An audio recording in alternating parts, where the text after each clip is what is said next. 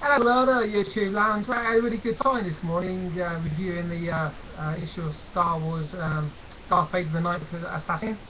Got a good analogy going there between what Darth Vader was up to and the Aztec Empire being destroyed by the Spanish. So I had a lot of fun with that. So I thought I'd check out another Star Wars book of the week. This one's a new one. It's called Star Wars Dark Times by Dark Horse again. Dark Times number 1. A Spark Remains Part 1. This one's by Andy Stradley and art by Douglas Wheatley. Don't know who those guys are. Just buying this because it's about Star Wars and it's from Dark Horse. Okay, what happened with me in Star Wars is I jumped on board after I heard that Brian Wood was going to start doing Star Wars, just the title, Star Wars. I started reading that, really enjoyed it, and I thought, I want to check out some more of these Dark Horse titles. Jumped on board Darth Vader the Night Assassin. I'm loving that, so I decided to pick this one up as well. And I can tell you that I'm really going to dive into this universe. I'm really enjoying it. Dark Times, really good as well. Okay, so what I'll do, I'll just briefly sketch what's going on in this comic. And as usual, my reviews are going to be spoilers throughout. And as usual as well, in Dark Horse Comics, we've got this fantastic little blurb at the beginning, which explains exactly what's going on and gives you the context. Because I don't know what's going on here. It's obviously a universe that I'm not completely familiar with, but here we go. A Spark Remains Part 1. After narrowly escaping capture by bounty hunter Falco Sang, that's a new one on me, and Darth Vader, Jedi Master Dash Jinier, another new one, has become of great interest to the Dark Lord. Vader has Sang in captivity, training him to serve the Empire, while the hunt for Jinier and other Jedi continues. So Darth Vader sat for a Jedi called Dash Jinier. Jinier has finally been reunited with the crew of the Wheatley, that's like some sort of spaceship, I think, and much has changed in all their lives since the last encounter. The crew has tragically lost several members at the hand of the Empire, and they have gained one member, another Jedi, Bagor Sadat. Jinier, on the other hand, has found love, with Ember Shankeli, and a renewed reason to live. Because he's got a girlfriend, which is very nice, isn't it? Okay. Beginning of this comic, it starts off with a really good story technique. We have an ambush set for Darth Vader. He's been corralled into a killing zone type area. Lots of fuel's been poured onto it where him and his stormtroopers are marching. Someone's tossed the match.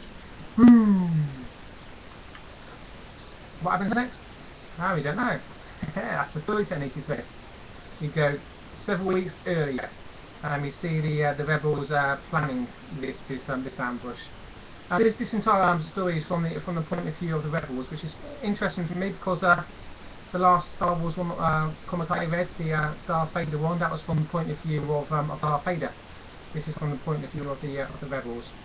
And what we have is this Dash Jinier, Jedi bloke on the ship, and he's talking to a council of I think there's some Jedi and just weird alien type creatures, and then basically making the plans for this ambush against Vader.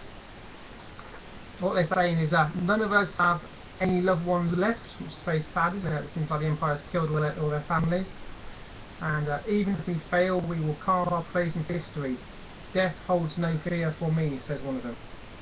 But the Jedi Dash Junior, of course, he's got his girlfriend, doesn't he? So he does have a reason to live. So rather than saying, yeah, I agree with your plan to strike back at the Empire, I need time to think about this. I've got to think about his girlfriend now. Girlfriend's name, Ember Shankeli. What the plan, by the way, of this crew of that spaceship called Wheatley was that the Emperor and Darth Vader are two main figureheads of the Galactic Empire, and taking out one of them will be like a huge blow to them. So what they want to do is take out one of them. Got it. In the middle of the comic now, we have a subplot. This one's about the bounty hunter that I talked about at the beginning of this review. Apparently his name was what was his damn name? His name was Sang, wasn't it? Falco Sang. And he seems like he's a human. He's a rebellious kind. He's escaping his guards and he's saying, "Ha! I'm free." No, he's not. There's Darth Vader. An example of it. It's functional art here. It's pretty decent art. It's nothing spectacular, but it's good enough, yeah. So Falco's Slang is still in captivity with Darth Vader. Darth Vader's basically training them up. So he's got a Han Solo streak from this Falco Slang. Next we go with this Dash Jr. and his girlfriend Ember. They're discussing whether or not he's going to join in with his plan to fight back against the Empire. And let me see, we haven't got any. There's quite a good dialogue here between the two of them. He actually didn't, he really draws you into their relationship.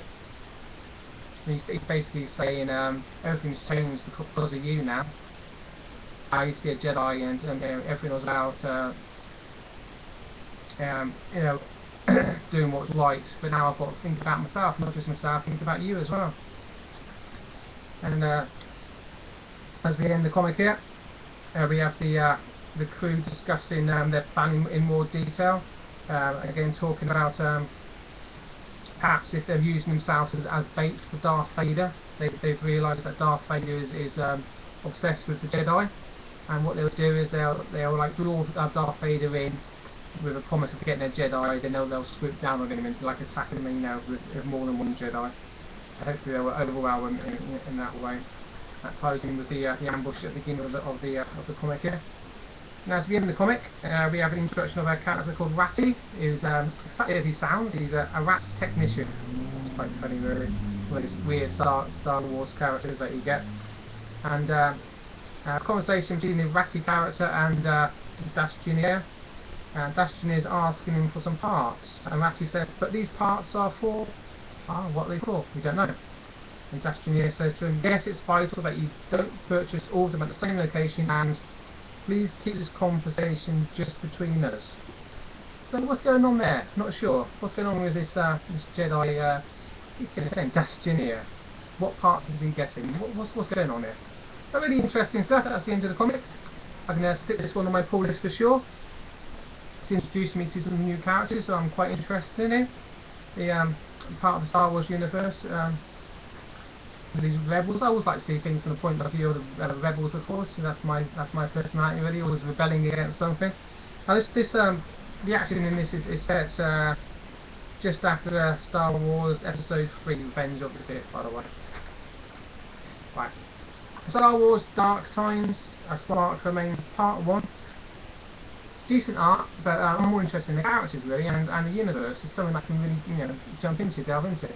If there's anyone out there, watching this review who's got more information about the Star Wars universe, then let me know. What book should I pick up? Because I'd be really interested. This is something that I'm really going to start getting into big time. I think the Dark Horse Star Wars universe. And if you're not looking at it yourself, then I advise you to give it a look. It's pretty good stuff. Okay, Star Wars Dark Times, A Spark Remains, Part 1. I give it a very strong 8 out of 10. Okay, so yeah.